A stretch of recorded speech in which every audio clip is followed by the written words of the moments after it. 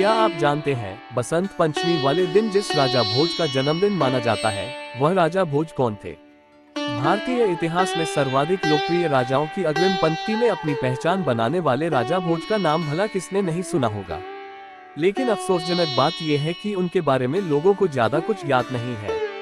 ऐसा हम इसलिए भी कह रहे हैं क्योंकि इतिहास की किताबों में उन्हें वो स्थान दिया ही नहीं गया जिसके वो दावेदार थे।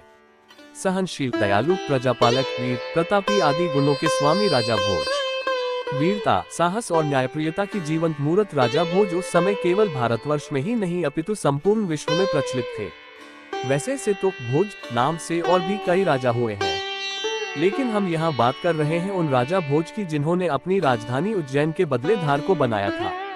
परमार वंश के इस राजा का जन्म सन 980 में महाराजा विक्रमादित्य की नगरी उज्जैन में एक राजपरिवार में हुआ। 15 वर्ष की छोटी आयु में ही उनका राज्य अभिषेक मालवा के राज सिंहासन पर हो गया था। अल्पायु में सिंहासनारोहण के समय महान राजा भोज चारों ओर से शत्रुओं से घिरे थे। उत्तर में तुर्कों से, उत्तर पश्चिम में राजपूत सामंतों से, दक्षिण में विक्रम चालुक्य से, पूर्व में युवराज कलचुरी से तथा पश्चिम में भीम चालुक्य से उन्हें लोहा लेना पड़ा। उन्होंने एक एक कर सबको हराया। तेलंगाना के तेल और तिरहुत के गांगेयदेव को हराने के बाद एक कहावत बनी जिन्हें लोग आज भी प्रयोग करते हैं, कहाँ राजा भोज, कहाँ गंगू तेली। परमारवंशी इस महाप्रतापी राजा का साम्राज्य मालवा, कोंकण, खानदेश, भिलसा, डूंगरपुर, बांसवाड़ा, चित्तौड़ एवं गोदावरी घाटी तक फैला हुआ था। महमूद गजनवी को किया भागने पर मजबूर। जब लुटेरा महमूद गजनवी ने सोमनाथ मंदिर का ध्वंस किया तो शैव भक्त राजा भोज ये खबर सुनकर बहुत क्षुब्ध हुए। राजा ने अपनी सेना के साथ गजनवी पर हमला कर दिया, लेकिन गजनवी मौका देख सिंध के रेगिस्तान में भाग गया। गजनवी तो बच गया, लेकिन राजा भोज ने हिंदू राजाओं की संयुक्त सेना एकत्रित करके गजनवी के पुत्र सालार मसूद को बहराइच के पास एक मास के युद्ध में मारकर सोमनाथ का बदला ले लिया।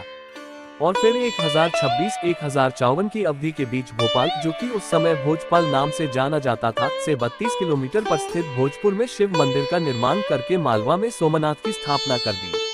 इस मंदिर की ख्याति इतनी अधिक थी कि इसे पूर्व का सोमनाथ कहा जाने लगा। महाज्ञानी राजा भोज लुटेरे मुगल के किसी मूर्ख वंशज की तरह नहीं थे। वो खुद एक विद्वान थे जो काव्य शास्त्र और व्याकरण के बड़े जानकार थे और उन्होंने बहुत सारी किताबें भी लिखी थीं। मान्यता अनुसार भोज ने 64 प्रकार की सिद्धियां प्राप्त की थी तथा उन्होंने सभी विषयों पर 84 ग्रंथ लिखे, जिसमें धर्म, ज्योतिष, आयुर्वेद, व्याकरण, वास्तुशिल्प, विज्ञान, कला, नाट्यशास्त्र, संगीत, योग शास्त्र, दर्शन, राजनीति शास्त्र आदि प्रमुख हैं।